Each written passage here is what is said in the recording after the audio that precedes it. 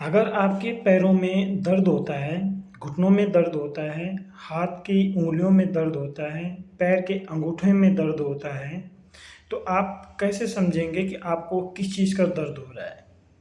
हो सकता है आपको आर्थराइटिस हो रही हो सकता है आपको आपको यूरिक एसिड भी हो सकता है। ये लक्षण यूरिक एसिड के हैं।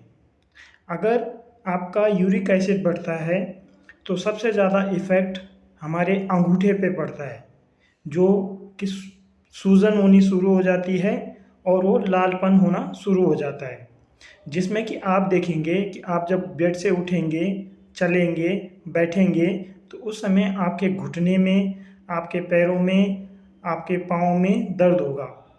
आपकी एड़ियाँ ज़मीन पे रखने में भी बहुत दिक्कत होगी। वो यूरिक एसिड हमारी हड्डियों में बढ़ जाता है, जिसकी वजह से ये हमारे को दिक्कत होती है। आखिर यूरिक एसिड बढ़ता क्यों है? यूरिक एसिड बढ़ने के कारण क्या है? यूरिक एसिड बढ़ने से क्या क्या होता है, ये सब चीज़ें आपको मैं बताऊंगा। बने रहिए वीडियो के साथ। अगर आप नए हैं तो चैनल को ज़रूर सब्सक्राइब कीजिए और अपने दोस्तों को भी चैनल के जो वीडियोज़ हैं वो शेयर कीजिए ताकि उनको भी ये काम आ सकें।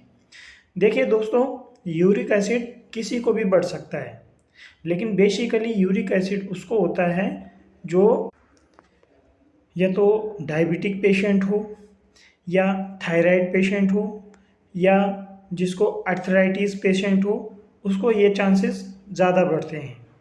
आमतौर पर ये किसी को भी हो जाता है, लेकिन इनको बढ़ने से ज़्यादा दिक्कतें इन पेशेंट को होती हैं।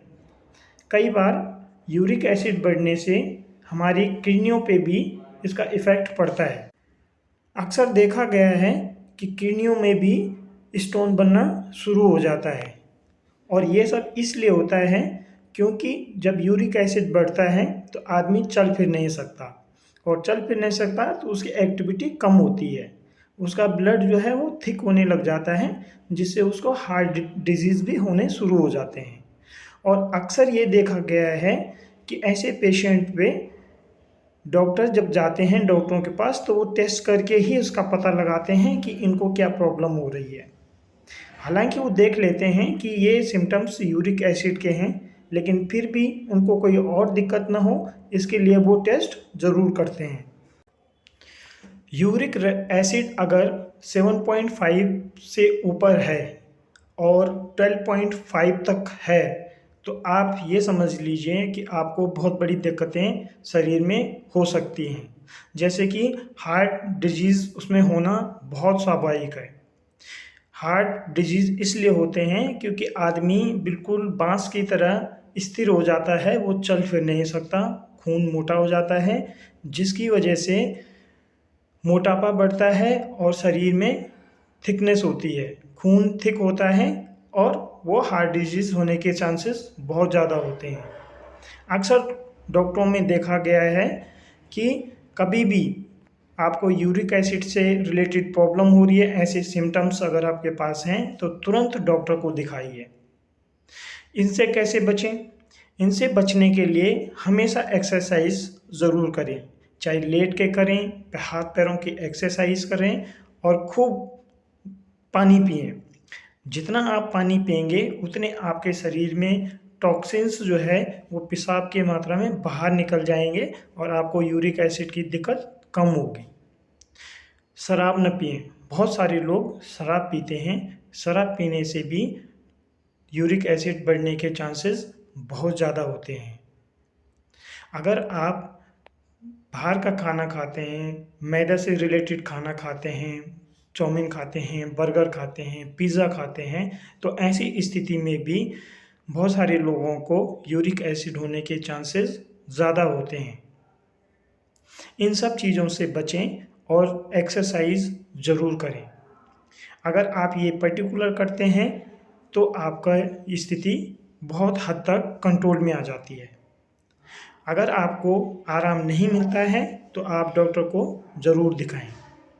आपको मेरा वीडियो कैसा लगा मुझे ज़रूर बताएं और मुझे कमेंट करके बताएं कि आपको क्या दिक्कत है और आपकी मदद कैसे की जा सकती है।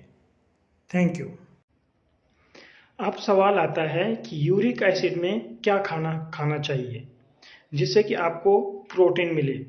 तो यूरिक एसिड में सबसे ज़्यादा आपको कैल्शियम युक्त खाना खाना है जिसमें कि आपको प्रोटीन्स वगैरह मिले, जो कि जैसे आप दूध पी सकते हैं, चाहे डबल टोन ले लीजिए, फुल क्रीम ले लीजिए, गाय का दूध ले लीजिए, भैंस का दूध ले लीजिए, दही ले लीजिए, छाछ ले लीजिए, इसमें बहुत प्रोटीन होता है। पनीर लीजिए और अच्छी तरह से इसको खाइए। दूसरी चीज़ आती है हरी सब्जी। हरी सब्जी में विटामिन्स और B12 बी के विटामिन्स के बहुत अच्छी मात्रा में होते हैं, जो कि आपके शरीर को ये आराम देते हैं। तीसरी चीज़ आती है छुआरा। छुआरा जो होता है इसको खाइए, इसमें कैल्शियम और विटामिन्स भरपूर मात्रा में होते हैं, कार्बोहाइड्रेट और फाइबर होता है। इसको खाने से